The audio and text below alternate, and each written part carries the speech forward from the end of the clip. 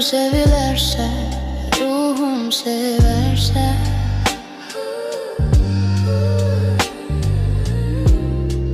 felek sevinmeye izin vererse,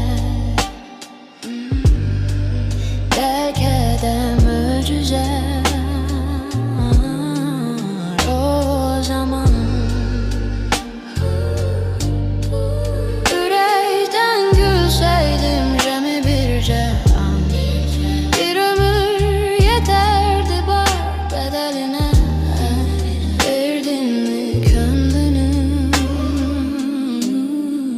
kimin eline?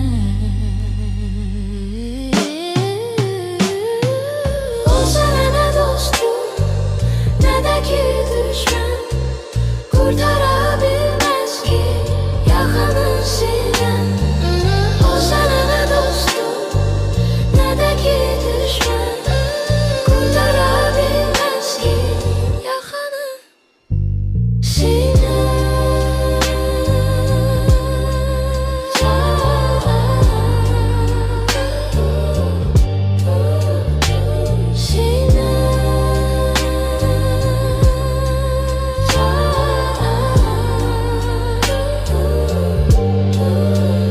Yüreğinden çıkıp seninle siner, sen söz vermeden de o tezce diner.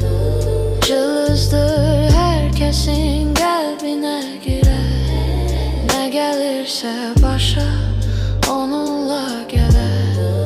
Ummadığın ne var elinden gelen, ey gözle ne baksa belki göre.